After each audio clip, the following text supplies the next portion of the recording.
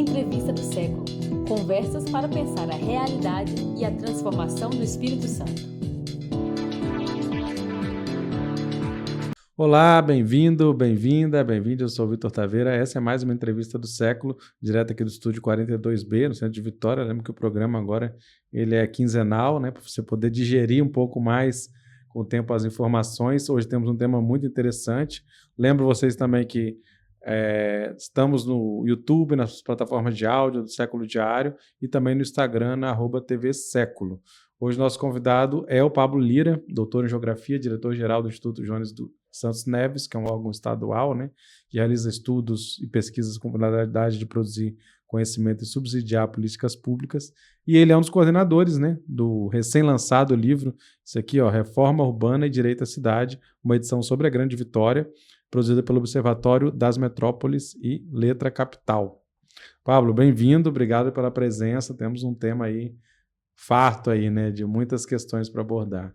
Isso aí, Vitor. A gente agradece o convite, parabeniza aí seu trabalho, o trabalho também de todo o time de ponta aí do século que vem realizando aí uma abordagem relevante sobre as perspectivas das políticas públicas, o desenvolvimento do Estado do Espírito Santo, em várias perspectivas aí, reforçando o caráter da democracia também no nosso país, esse papel muito relevante e valioso da imprensa profissional do nosso estado. Obrigado, a gente agradece. Vou lembrar que esse livro aqui está disponível gratuitamente online. O link vai estar aqui na descrição, né, dos episódios. Conseguimos também aqui, é uma tiragem bem limitada, né? Está disponível nas bibliotecas, institutos de pesquisa e tudo mais. Nós vamos sortear um aí para os nossos assinantes. Agora temos a opção aí também de assinar o canal lá no YouTube e você ficar sabendo como conseguir o livro físico, né? Para quem gosta mais de ler. É um livro que são vários pesquisadores, né, participando, e tem capítulos curtos, né, com temas diversos. Isso. E eu queria que você contasse um pouco, para a gente começar aqui falando em reforma urbana, direito à cidade, né, você que também vem aí da formação da geografia, da arquitetura, da questão social também, um pouco desse processo de urbanização do Espírito Santo, né, como é que você vê isso ao longo da história, porque muitas das coisas que a gente vive hoje também tem uma origem histórica, tem repercussão de coisas assim, de um processo que a gente viveu, né? Como é que se dá, como é que se acentua e como é que você enxerga hoje essa configuração política, econômica e socioespacial do Estado? Então, esse produto, né, o livro aí, ele integra uma base bem ampla de produção acadêmica, científica, com o enfoque no urbano e também no seu nível mais avançado, estágio mais avançado, que é o processo de metropolização. O Instituto Jones, né, uma autarquia aqui do Estado, que agora em 2025 completa 50 anos de história. Eu tenho a grata satisfação de ser servidor público lá do Instituto Jones, na carreira de especialista em políticas públicas e gestão governamental, e estou diretor lá da instituição e também coordeno o Núcleo Vitória do Observatório das Metrópoles, que é uma rede internacional de pesquisa. Desde a década de 80 que a rede de pesquisa nacional do Observatório das Metrópoles vem desenvolvendo esse tipo de estudo. E aqui o Estado do Espírito Santo, através do Instituto Jones, UFES, UVV, IFES, com a coordenação do Instituto Jones, integra essa rede desde 2010. E esse estudo se soma a outros estudos aí do Núcleo Vitória, do Observatório das Metrópoles, que conta um pouco esse processo de urbanização que você comentou. Muitos problemas que a gente vive hoje nas cidades, Vitor, aqui da Grande Vitória, eles têm a origem deles na estrutura do processo de urbanização brasileiro, o modelo de urbanização conectado com a industrialização tardia brasileira. O que cidades europeias, lá no período da Revolução Industrial, que ampliou o processo de urbanização nas cidades europeias lá no século XVIII e decorreu mais de 100 anos para acontecer, esse processo de industrialização e urbanização acelerado aconteceu aqui no Brasil compactado no tempo de algumas décadas. Então, a gente compreende, por conta desse processo acelerado de urbanização e industrialização, o surgimento de problemas como, por exemplo, o crescimento desordenado da mancha urbana, o empobrecimento, principalmente nas regiões menos privilegiadas sobre o ponto de vista social e econômico, onde o poder público, né, tem um passivo histórico com essas regiões. A gente vê isso aqui na Grande Vitória, né? Problemas da mobilidade urbana. A gente hoje vai fazer uma viagem de Vila Velha para Vitória ou de Vitória para Serra. Às vezes a gente tem um problema, uma obra, um carro que teve um acidente, isso para o trânsito, você fica horas ali naquele trânsito no dia a dia, né? Então, isso surge também desse processo acelerado de urbanização e industrialização. E problemas também da ordem urbana.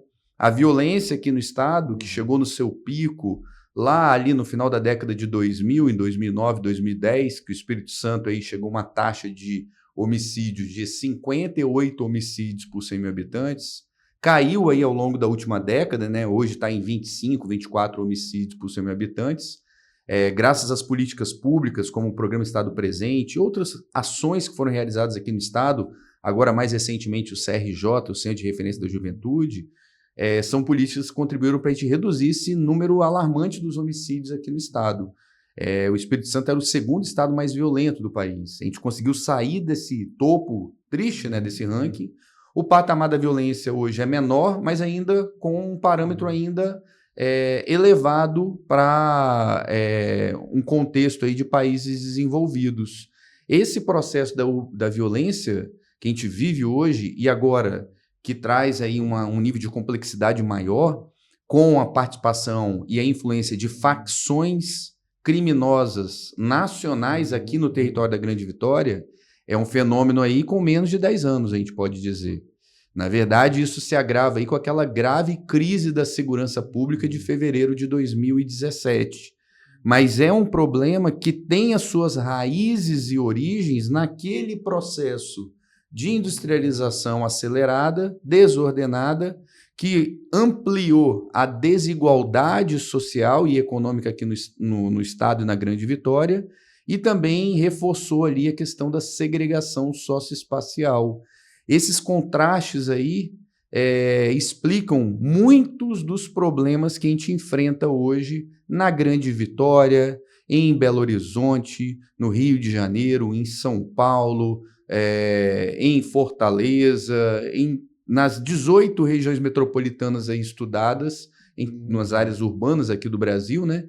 A gente compreende o quanto que esse processo de urbanização do século XX, que infelizmente, né, foi embasado por um processo de crescimento econômico com a industrialização brasileira tardia, mas esse crescimento econômico não foi vinculado com políticas adequadas de desenvolvimento social, habitação, infraestrutura, saneamento, planejamento urbano.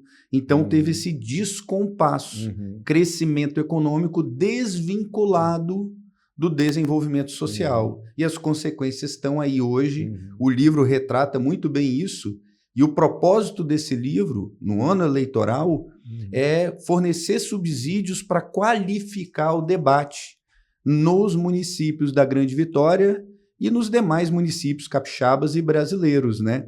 É a gente aprender com os erros do passado que custaram muito caro aí para a urbanização brasileira, né, de maneira geral, como que a gente consegue melhorar esse processo de urbanização que ainda continua, né?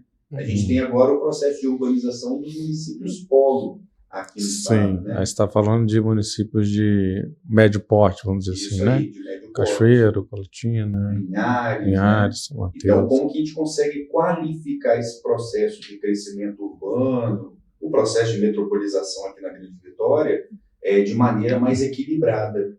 Crescimento econômico combinado com crescimento econômico combinado com políticas de desenvolvimento social e planejamento urbano. E aí o tema do livro vai nesse ponto central. Como que a reforma urbana, o direito à cidade é um antídoto para a gente poder desenvolver e planejar cidades com menos desigualdade social e menos segregação espacial também. Fica, então, a dica de leitura até para os pré-candidatos, futuros candidatos, né? Eu achei interessante porque realmente ele traz conceitos, tá, à discussão de uma maneira até, né, bem sintética, né? São vários capítulos, mas aí uma série de referências também que a pessoa talvez possa aprofundar, né? Mas eu acho que assim, tem esses dois conceitos chaves, eu queria destrinchar um pouco eles, começando pelo direito à cidade, né? Porque eu acho que pouca gente entende o que é o direito à cidade, e acredito, inclusive, que é um termo que ele enfim, ele pode ser ampliado, né? Não é uma coisa fechada, é uma coisa dinâmica, né? Sim. Como é que você define e pensa isso? Esse conceito aí do direito à cidade, da reforma urbana, retoma o início lá das pesquisas na década de 80 da Rede Nacional do Observatório das Metrópoles, que tem mais de 400 pesquisadores, doutores, mestres, especialistas, professores universitários, gestores públicos também, estudantes, né? Tem a liderança lá do nosso querido amigo professor doutor Luiz César Ribeiro, que é professor da UFRJ, né? E lá no início dos estudos do Observatório das Metrópoles, esse tema estava pautado naquele período. A gente teve alguns avanços no Brasil, né, na perspectiva da reforma urbana e direito à cidade, só que nos últimos anos, na política nacional brasileira, a gente teve um esvaziamento da pauta urbana e metropolitana. Inclusive, uma grande conquista do processo de discussão e construção da política urbana brasileira, que está no artigo 182 e 183 da Constituição, que ecoou aí através do Estatuto da Cidade em 2001 e resultou na criação do Ministério das Cidades, foi desconstruído na última gestão aí do governo federal. Foi extinto o Ministério das Cidades, um ministério central para a gente alcançar soluções aí para esses problemas urbanos que estão até hoje aí afetando o nosso dia a dia, né? Então, tendo em vista esse lapso que a gente teve aí de políticas públicas pelo governo federal, aí a relevância de resgatar esses conceitos. O conceito específico do direito à cidade, a gente tem um grande teórico do urbanismo, que é o Henri Lefebvre. Ele escreveu o clássico livro na década de 60 com o nome Direito à Cidade. E ele especifica nessa obra, que é uma referência para os estudos urbanos do mundo, né? Os lefebrianos trazem esse conceito do direito à cidade. A gente construir cidades com o direito, a perspectiva do direito amplo. Não o direito somente à moradia, à habitação, mas o direito também a espaços públicos seguros, o direito à segurança, o direito à mobilidade urbana, o direito à gestão democrática urbana. Então, o direito à cidade é esse conceito amplo, plural, que está na essência do fenômeno urbano, né? Essa pluralidade que você tem na cidade, onde você vai reivindicar diversos direitos e também pensar a construção de cidades respeitando essas diversidades de pleito da sociedade urbana. O Henri Lefebvre, quando começou a fazer essas análises, ele destacou na verdade, num outro livro dele, que é a Reforma Urbana, Revolução Urbana, o livro do Henri Lefebvre, da década de 70, já esse livro. Ele trazia uma teoria de que o fenômeno urbano ia alcançar uma escala planetária. Ele falava isso em 1970, né? Ele pegou os dados de urbanização no mundo e constatou que em 1900, no início do século XX, 13% da população no mundo residia em cidades. Ali nos idos de 2008, a gente chegou a mais de 50% da população no mundo em 100 anos, né? A gente sai de 13% para mais de 50% da população do mundo residindo em cidades. As estimativas da ONU apontam que até 2050 a gente vai ter mais próximo aí de 65%, 70% das pessoas no mundo residindo em áreas urbanas. No Brasil já temos, né? No Brasil, urbana. A gente já superou essa marca no final da década de 90. Estava ali já com 80% da população, de acordo com os dados do censo de 2000, né? o Brasil com mais de 80% da população residindo em cidades. O Espírito Santo, e aí esse número traduz muito esse processo acelerado de urbanização e industrialização aqui do estado. Em 1940, 20%, apenas 20% da população do estado residia em cidades. E aí, quando chega 4 décadas depois, 5 décadas depois, na década de 90, a gente chega ali a 80% da população, muda, né? Inverte o saldo ali da população urbana e rural. Então, o Lefebvre é um visionário, é um dos grandes teóricos aí que trabalham esse conceito do direito à cidade, junto com o conceito de direito à cidade, nas reivindicações, já na época da Constituinte, né? Na década de 70, década de 80 também, na redemocratização, já final ali do regime ditatorial, a gente vê as reivindicações da população, os movimentos em prol da moradia, em prol também aí, dos espaços urbanos, grupos, né, coletivos que se reuniam reivindicando a reforma urbana. E isso daí está presente, foi com muita luta e mobilização social que a gente conseguiu estabelecer mecanismos na nossa Constituição Democrática, nossa Constituição Cidadã de 88, instrumentos como a função social da propriedade, onde você tem que dar um destino, né? um objetivo, uma finalidade na propriedade urbana, porque senão você pode ali responder para um IPTU progressivo no tempo, você inclusive pode ser desapropriado aquele imóvel se você simplesmente está usando a terra, o solo urbano, o imóvel urbano, para fins especulativos. A gente está falando aí de um país que sofre com índices elevados de pobreza, extrema pobreza, déficit habitacional. Então, a Constituição trouxe aí um pouco desses desdobramentos do movimento da reforma urbana da década de 70 e 80. Como eu falei, o Ministério das Cidades foi extinto aí nos últimos anos, a função social da propriedade foi alvo de ataque por lideranças políticas radicais e extremistas no Brasil, e conseguiu resistir ainda a alguns desses elementos. O plano diretor municipal, mesmo com a extinção do Ministério das Cidades, boa parte dos municípios brasileiros vem atualizando aí seu plano diretor municipal, que é a política, é o principal instrumento da política urbana para garantir uma gestão territorial mais ordenada da cidade, né? Então, é um movimento de décadas, né?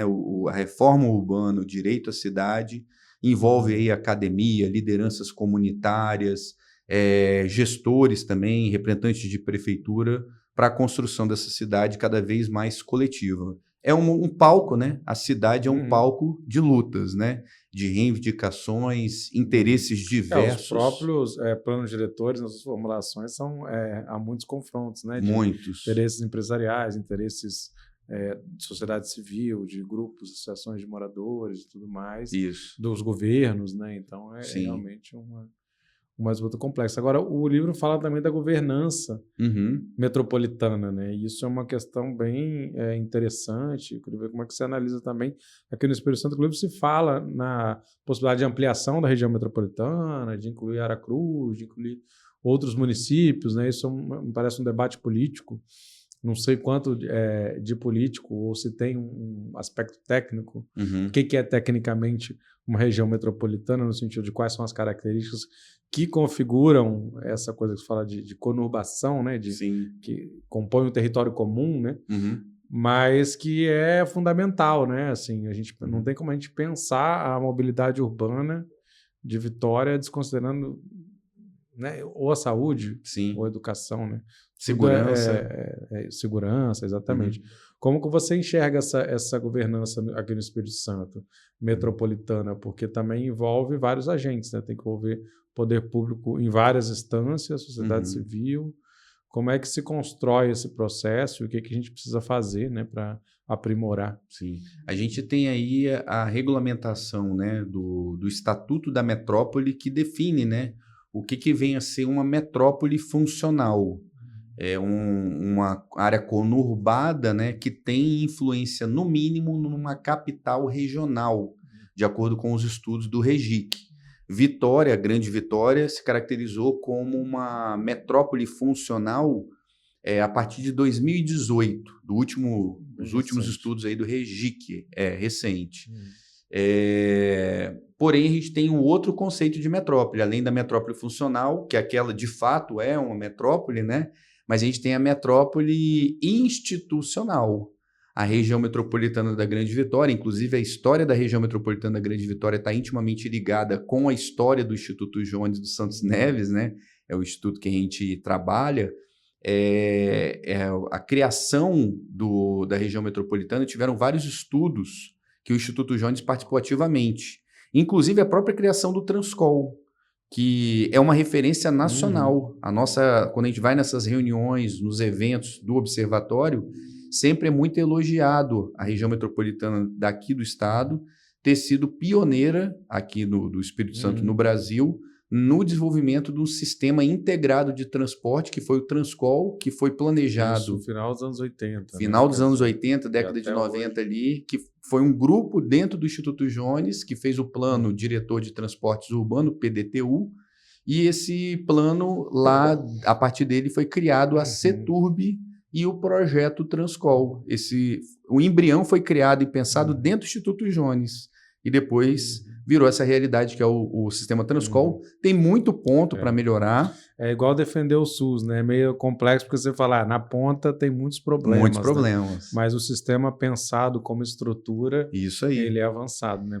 Eu vou te falar uma coisa, uma experiência... Quando você vai em Brasília, em São aí. Paulo, em outros lugares, você vê que aqui realmente com uma passagem você consegue chegar em todos os lugares. O sistema de integração, nesse sentido, é um sistema bem estruturado. Eu vou compartilhar com você uma experiência pessoal aí com o pessoal que está acompanhando a gente também. Eu sou de Guarapari e vim para Vitória. Na verdade, comecei a vir para Vitória a partir de 2000, final da década de 90, início dos anos 2000, porque fui estudar na UFES, fazer geografia lá na UFES, né? E na época não tinha essa opção aí do Transcol chegando em Guarapari. Hoje chega até o Trevo de Setiba, né? O Trevo de Setiba, isso aí. E na época não tinha essa opção e a gente ficava dependendo do transporte intermunicipal. E aí, Vitor, há 20 anos atrás eu tinha que pagar R$10 para vir para Vitória e depois no final do dia voltar mais R$10. Hoje é uns 25, eu acho que custa. Né? Isso aí. Você teria que gastar R$50 por dia. Isso aí. E eu, naquela época, já era professor, dava aula de DT, designação temporária no estado, era professor de geografia lá em Cariacica. Eu não tinha condições financeiras de continuar estudando na UFES. Eu tive que mudar, a gente montou um grupo de amigos, criamos uma república ali em Jardim da Penha, que ficou mais barato dividir o aluguel do que pagar o ônibus intermunicipal. E aí a integração, naquela época, Guarapari já estava integrado na Grande Vitória. Ele se integrou em 99. A Grande Vitória foi criada, instituída em 1995. Vitória, Vila Velha, Serra, Cariacica e Viana. Essa é a área conurbada da Grande Vitória, da região metropolitana. Depois, em 99, agregou Guarapari e em 2000, 2001, Fundão. Essas duas incorporações têm questionamentos, porque foi de forma... Não é uma mancha urbana contínua. Contínua. É mais uma decisão política. Política. É a metrópole institucionalizada. Foi uma ação política, administrativa. Que é o que você pensa de Aracruz também, de alguma maneira, né? Dessa possível incorporação. Então, essa questão agora que surge de Aracruz, e aí é muito importante... E surge muito embasado nessa questão do próprio transporte, né? Do transporte. É o principal pleito. É o principal pleito essa questão do transporte. Mas a gente tem que avaliar os prós e contras disso também. E o fato de Aracruz entrar na região metropolitana, não necessariamente isso vai impactar diretamente no sistema Transcol já atender ao município. Tem toda a viabilidade. E aí, essas decisões, essas proposições têm que ser lastreadas por evidências científicas e estudos. E até o que foi divulgado na imprensa, essas proposições não estavam embasadas em estudos técnicos. Então, a relevância de estudar isso, porque hoje Aracruz é um município que tem um dinamismo próprio e tem toda a questão regional. Aracruz hoje já se destaca como um polo regional. Polo, inclusive, assim, mais perto, talvez, de Linhares do que de Vitória. Né? Isso aí, de Linhares. Linhares também tem todo um dinamismo, a questão da Sudene, Aracruz agora se enquadra na região da Sudene nos últimos anos aí, com a ação do governo estadual, a bancada federal, o setor produtivo e a sociedade, né? Aracruz foi incluída na região da Sudene. Então, essa dinâmica do norte do estado hoje em dia é um fator muito positivo, sob o ponto de vista econômico, social, né? Então, é importante pensar, inclusive até se a população tem esse interesse de estar, porque não pode ser uma imposição. Se o interesse é melhorar melhorar o transporte, você tem outras saídas. Tem outras saídas. Isso aí. E aí chama atenção também a questão de Santa Leopoldina. Santa Leopoldina não está conurbada com Cariacica, com os municípios aí da região metropolitana da Grande Vitória. E aí preocupa o quê? Será que a população de Santa Leopoldina se entende mais como um cidadão metropolitano ou cidadão que pertence com aquela identidade das nossas três santas? Hoje já é uma identidade, inclusive, turística e regional que vai para fora do Espírito Santo. Quando a gente fala as três santas, se destaca, inclusive a gente comemorando esse ano, né, 150 anos da migração italiana, né, migração europeia aqui no Brasil, que começou pelo Espírito Santo, né? Então você lembra da cultura, a identidade local, os valores, a questão do turismo também. Então você tem Santa Leopoldina, Santa Teresa, Santa Maria de Jetibá, que tem ali uma tríade muito forte e que é potencial para esses municípios. Até que ponto a incorporação de Santa Leopoldina na Grande Vitória pode enfraquecer essa potencialidade regional. Então a gente tem que refletir e ver os dados. Essa questão de pertencimento, de identidade, até Guarapari, Fundão ou até Viana, não tem a população não tem o mesmo sentido de pertencimento dos outros 4 municípios, né? Que esse sim, de fato, a gente percebe no dia a dia que, Vitória, Cariacica, tipo assim, é uma dinâmica, Serra, Vila Velha é uma dinâmica totalmente integrada em vários aspectos, não totalmente, que o direito da cidade não está totalmente garantido, sim. Mas a minha percepção é que tem uma diferença. Né, isso, inclusive tem pesquisadores, tanto do campo da geografia urbana, da arquitetura, do urbanismo, de instituições aqui capixabas que concordam com essa perspectiva sua, que até hoje entendem que Guarapari e Fundão não pertencem à região metropolitana da Grande Vitória, tem uma identidade que não coaduna assim com essa coisa que você falou da unidade que a gente tem aqui da área conurbada, que ainda continua os 5 municípios. A gente pode ainda, forçando um pouco a barra, vamos colocar assim no popular, dizer que Serra tem uma área conurbada, que é aquela área ali de Nova Almeida e Praia Grande, com Fundão. Mas a sede de Fundão não está conurbada. E outra, esses municípios, como Fundão, ainda têm uma característica muito forte das atividades rurais, né? Então, esse ponto aí a gente tem que levar em conta. E Guarapari, se a gente também forçar um pouco a barra, aí a gente pode dizer que aquela área ali da Praia do Lé, a divisa ali de Vila Velha e Guarapari é uma pequena área conurbada, mas ainda vai demorar muito tempo para a mancha urbana se entrelaçar. E existe uma identidade ali também maratimba, né, para dizer assim. Sim. Dos municípios de Guarapari, Anchieta, com Piúma, isso aí. Marataízes. E aí uma das justificativas das pessoas que fizeram essa proposta, né, falaram, esses municípios são vizinhos da Grande Vitória. Isso daí já é o fato que justifica essa integração. Se for assim, os 78 municípios do estado, por efeito cascata, vão virar região metropolitana. A gente esvazia a essência do conceito e da ferramenta da região metropolitana. A gente pode ter outras regiões que não são metropolitanas também cooperando entre os municípios.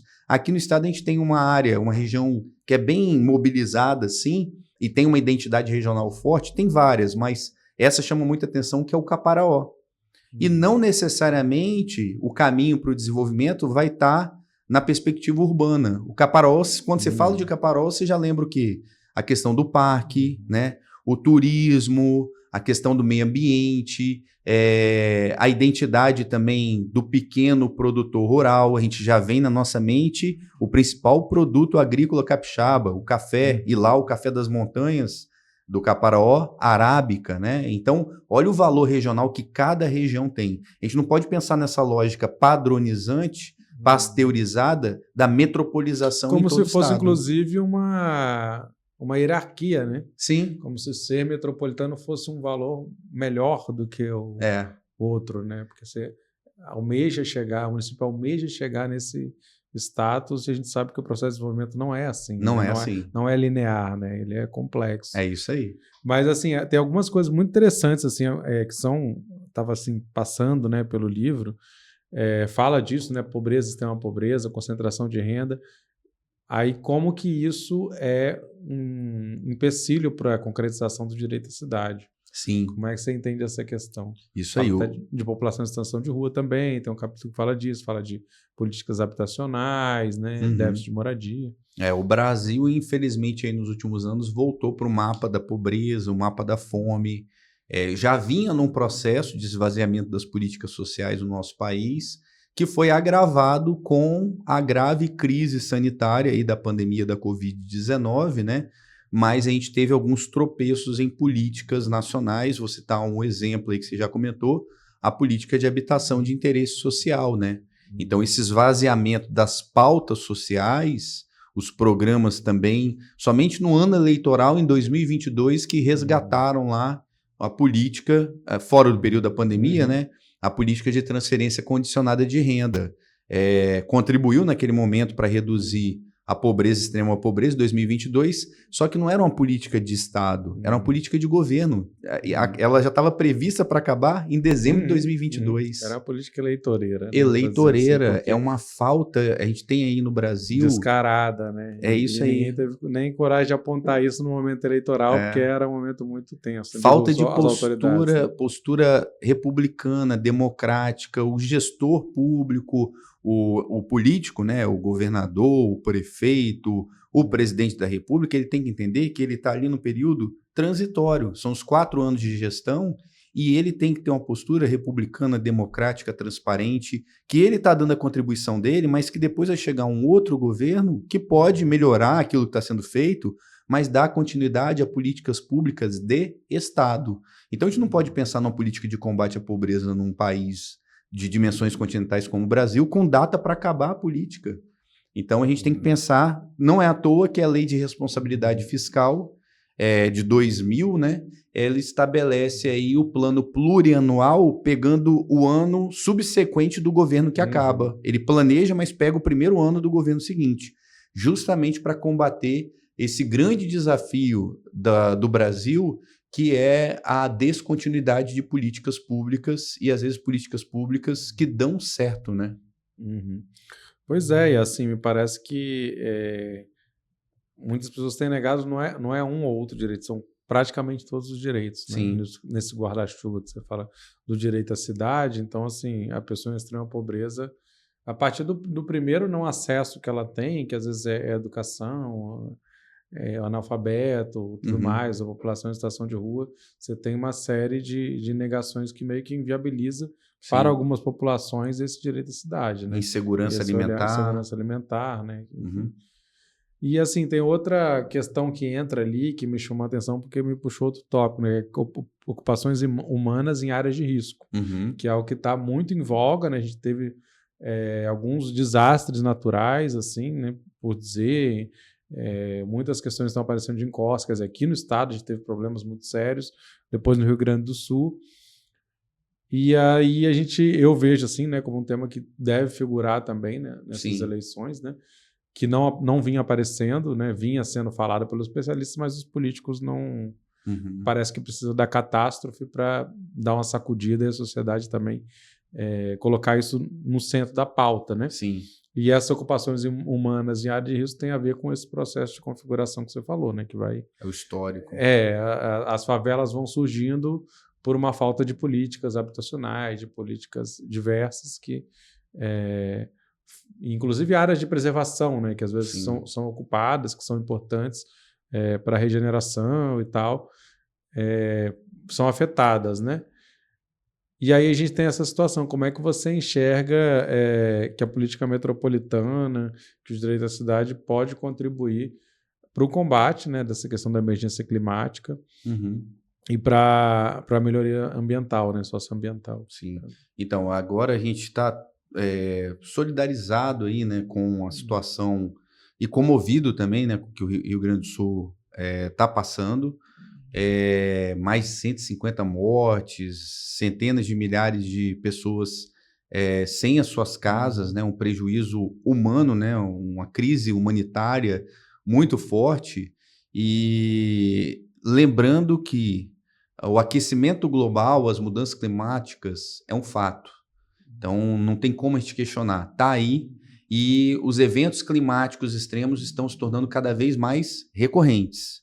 Isso a gente está falando do Rio Grande do Sul hoje, mas no mês de março a gente estava sofrendo aqui também com os nossos irmãos de Mimoso do Sul. No sul do estado, mais de 20 mortes ali, e até hoje o município está se recuperando, se reconstruindo, né? Então, é muito relevante os gestores públicos, e agora direcionado especificamente nesse ano eleitoral municipal, também os representantes das câmaras municipais, eles contribuírem e colaborarem para que a cidade esteja cada vez mais preparada para os eventos climáticos extremos, que estão cada vez mais recorrentes. É inevitável isso.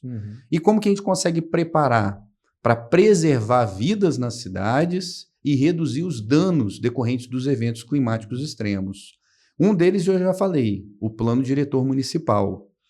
E, para nossa surpresa, Porto Alegre estava com um Plano Diretor Municipal, que tem que ser atualizado de 10 em 10 anos, estava desatualizado. É curioso porque, assim, a gente precisa... o gestor, pensando assim, no gestor, no político mesmo, né? Político clássico. Não é o tipo de programa que vai dar voto. Dá voto. Mas é o que pode muito bem tirar voto. Sim. Porque agora já virou uma questão... Por exemplo, está na conta do Eduardo Leite o desmonte da política ambiental. Está na conta do Sebastião Melo, né, de Porto Alegre também, as medidas que são tomadas. Então, parece que chegou no momento em que o político que for minimamente... pelo menos tiver um bom senso, que ele pode pagar caro pela inação, né? Porque antes era isso. Você fazer um plano de mudança climática, a população talvez nem entenda direito o que está acontecendo, ou implica, inclusive, medidas impopulares, que são difíceis de sustentar, que é remover populações de áreas de risco, só que se você não criar alternativas boas, isso vai ser um problema. E aí, Vitor, você vê essa questão, né? O plano diretor lá desatualizado de Porto Alegre, né? Eles tinham passado por uma enchente histórica na década de 40. Teve todo um planejamento naquele período, construíram diques de proteção, estações de bombeamento, não estavam dando a manutenção. Então, se você tem um plano ali estabelecido, e aí eu vou invocar aqui a importância dos planos locais de ação climática. É importante aí, quem está acompanhando a gente, não confundir o plano local de ação climática com o plano das defesas civis, o plano de contingência, né, de resposta a desastres geológicos.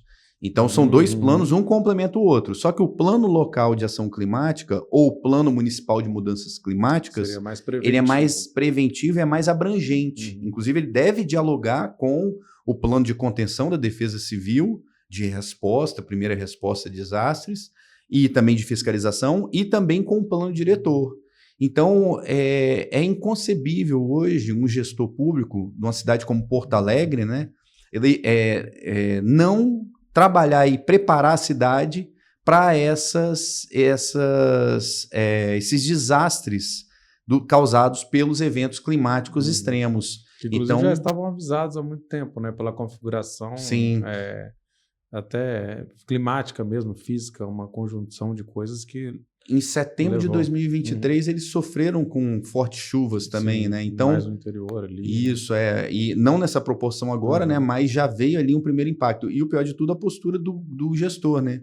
Naquele evento de setembro, eles meio que negaram, né? A importância dessas adequações e tudo, tiveram tempo para preparar.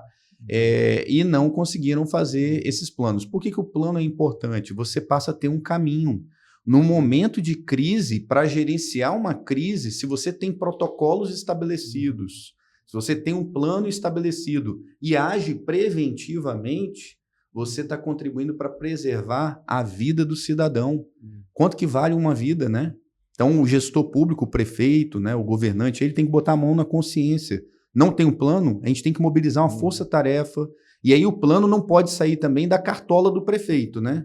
Que agora, próximo das eleições, vai ter muito prefeito que vai tirar da cartola um plano aí construído em gabinete. O plano local de ação climática ele tem que ser construído num debate com a população.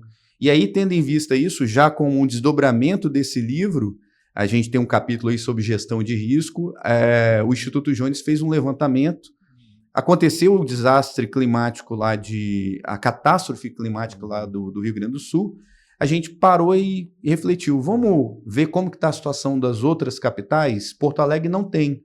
E a gente não tinha informação das outras capitais. O que mobilizou os pesquisadores para fazer essa pesquisa? Foi a seguinte pergunta, a seguinte hipótese. Vamos olhar para as capitais, porque as capitais são municípios privilegiados sobre o ponto de vista da arrecadação, uma melhor estrutura administrativa, maior número de servidores concursados. Então a gente pensou assim, a nossa hipótese é que todas as capitais brasileiras, ou a maioria das capitais brasileiras, vão contar com um plano local de ação climática, né? Tendo em vista os acontecimentos aí dos últimos anos, das últimas décadas.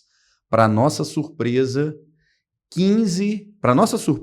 e preocupação de todos os brasileiros, 15 capitais brasileiras não possuem, até o mês de maio, né, não possuíam o plano local de ação climática. Dentre elas, Porto Alegre. No Nordeste, das 9 capitais, 4 não possuem o plano. No norte do país, somente Rio Branco, na região norte, possui o plano. No Centro-Oeste, somente Distrito Federal possui o plano. São 11 capitais mais o Distrito Federal. E 15 capitais não possuem. E no Sudeste, para decepção nossa, enquanto capixaba, Vitória foi a única capital que não apresentou o seu plano local de ação climática. A gente utilizou aí o princípio da transparência ativa, pesquisando o portal dessas prefeituras, das capitais, e também aquelas capitais que não possuíam um plano, a gente também foi responder a seguinte pergunta: está sendo elaborado o plano? O plano de Vitória está sendo elaborado junto com outras 3 capitais, dentre elas Porto Alegre, que estava previsto para acabar agora em junho. Porto Alegre tem um cronograma publicado no site da prefeitura, era junho de 2024, só que por conta do que está acontecendo lá, dificilmente vão cumprir esse cronograma, vai ser repactuado. Vitória não tem cronograma publicado.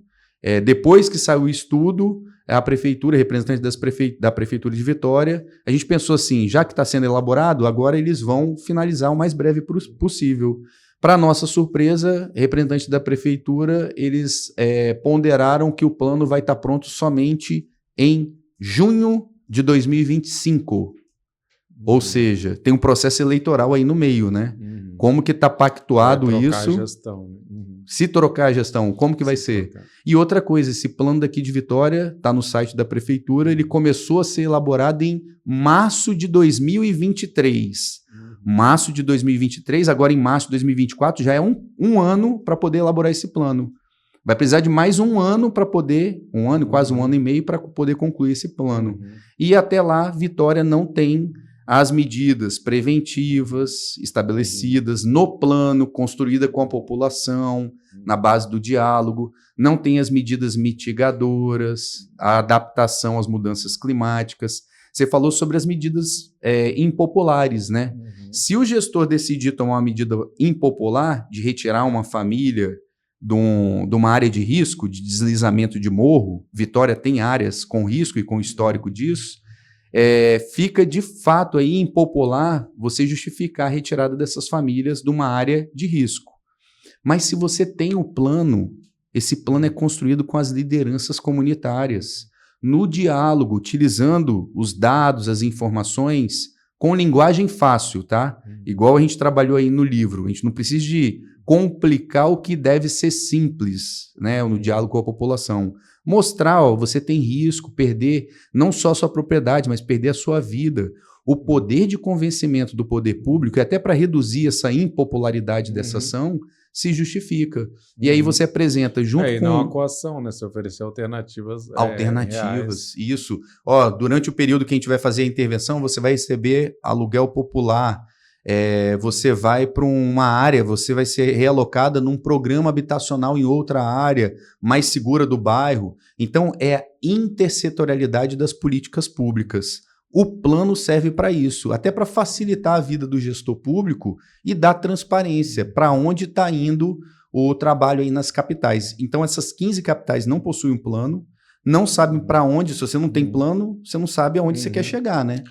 E outra questão também, assim, até que ponto esses planos bastam se a gente está falando de regiões metropolitanas. É isso aí. Porque também aí você tem será que é necessário um plano metropolitano também que Sim. articule essas iniciativas? Porque tem coisa que vai pegar todo mundo. Sim. E outra coisa também, né? É o que a gente falou. A hipótese nossa é capital. A capital deveria ter os planos, né? Não tem. Se as capitais estão assim, a maioria das capitais não tem, imagina os outros municípios, né? É uma coisa que preocupa mais ainda os outros 5.000, mais de 5.500 municípios brasileiros. Como que está a situação desses municípios? Até do plano diretor.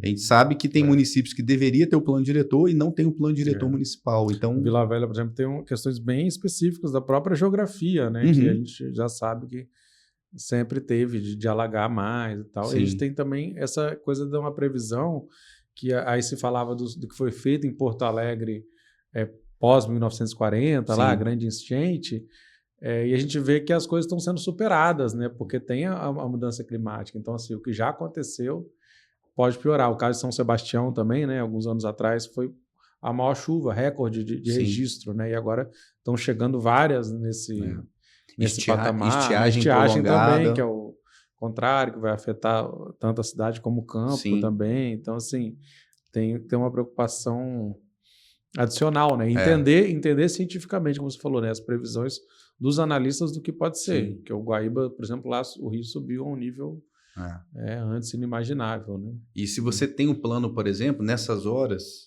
o plano serve para quê? Você ter o mapeamento das zonas, né, de risco crítico, tudo já referenciado. Se você tem um plano, inclusive, esse plano pode contribuir para evitar que aquelas áreas mais suscetíveis ao risco de eventos climáticos extremos sejam novamente ocupadas. E aí eu vou trazer um exemplo. Na época eu estava na graduação, eu fiz um curso de aperfeiçoamento na Universidade de Cergy, na França, na região parisiense.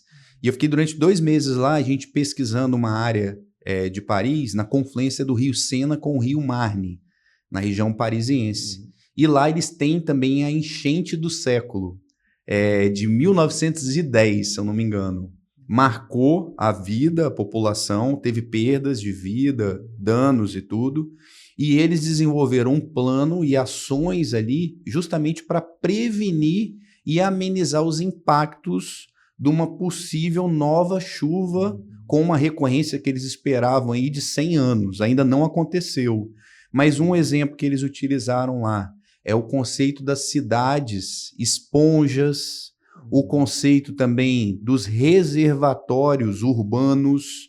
São áreas que o curso d'água ele se eleva, né? No caso o rio Sena ou o rio Marne, eles têm área de absorção para reservar essa água e evitar que o rio acabe ocasionando ali situações de inundação e de enchente. Além disso, a gente está falando agora do século XXI. Eu lembro que eu ia nos prédios lá na Universidade de Cergy, aí eu via os padrões de energia alto. A gente, para ir no padrão de energia no prédio, na construção, você tinha que subir uma escada. Aí eu ficava perguntando, poxa, mas será que eles são tão altos, né, que consegue acessar lá o eletricista e tudo? Não, é porque era acima da cota de inundação do rio. Olha a relevância do plano, né? Então, essas capitais que a gente comentou que não tem um plano, eles não têm nem a noção dessas técnicas de engenharia, de arquitetura, qual é a mancha de inundação do corpo hídrico, quais são as áreas com risco de deslizamento de massa. E aqui na Grande Vitória a gente tem várias áreas de risco. E né? A gente não tem esse processo de educação da sociedade, as pessoas não têm referência. Inclusive, assim, a questão dos alarmes, né? Sim. Num caso de tragédia, como que a população vai ser informada? Isso tem que estar num plano também. Tem que estar também. Como vai ser feita uma evacuação, um aviso. Sim. E tudo mais. A descarbonização também, né? Ações para reduzir a emissão de gases do efeito estufa nessas cidades também, evitando os impactos aí de ilha de calor, né? Hoje o que a gente está vendo nas cidades aí, principalmente próximo do período eleitoral, é o quê? É o gestor municipal e aí aquele outro lado da política, né?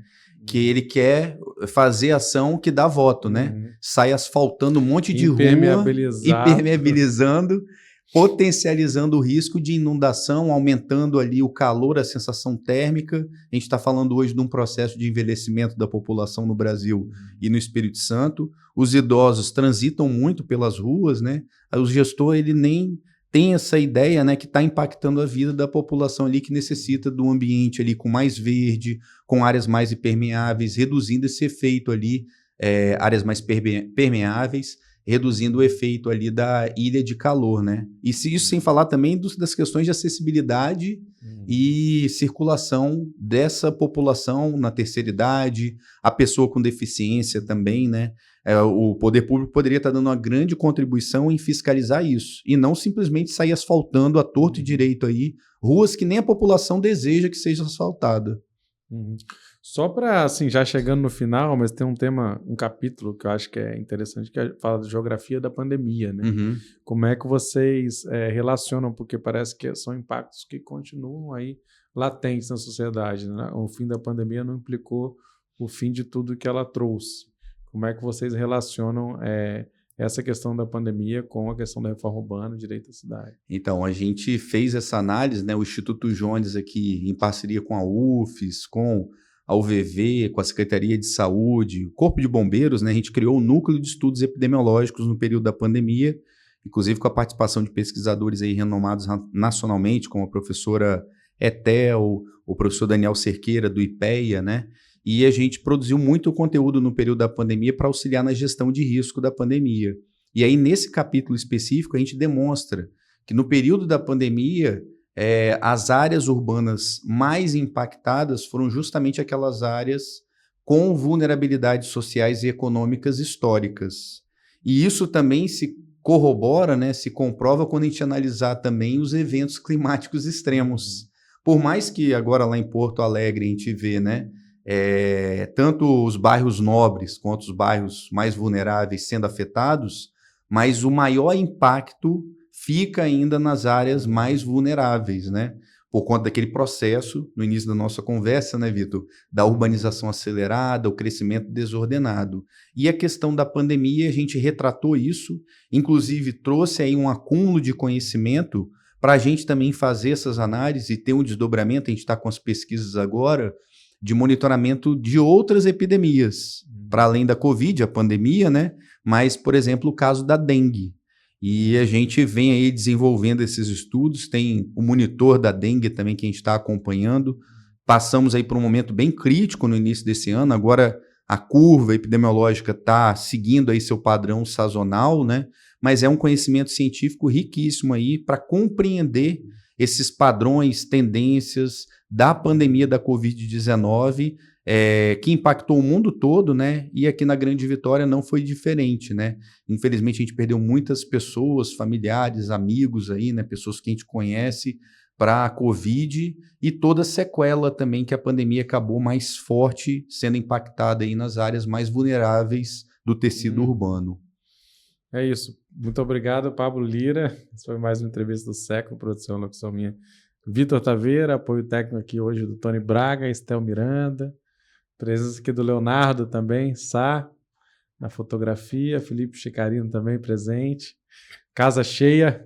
Obrigado, Pablo, pela conversa, né? A gente segue também acompanhando aí, lembro que o livro está disponível aqui na descrição para download de todo mundo e para quem quiser aí assinar o nosso canal, a gente vai fazer um sorteio aí para galera. Isso aí, com toda a transparência aí, são 34 autores de várias instituições aqui do estado e resumindo aí todo esse conhecimento em textos curtos, popularizando aí o conhecimento científico para aplicação, subsidiar aí o processo eleitoral e também a sociedade para ampliar o controle social e a transparência. Essa obra e outras obras estão disponíveis aí no site do Instituto Jones e essa é uma doação aí para o século e o Instituto Jones está de portas abertas aí para a gente somar esforços para construir cada vez mais cidades democráticas e sustentáveis. É isso. você ainda não curte, né, não segue nossos canais, procure no YouTube, nas plataformas de áudio. E lembro também para entrar sempre no seculodiario.com.br. Nossa equipe de jornalistas está sempre trazendo atualizações diárias sobre o que acontece no Espírito Santo. Até logo! Entrevista do século. Conversas para pensar a realidade e a transformação do Espírito Santo.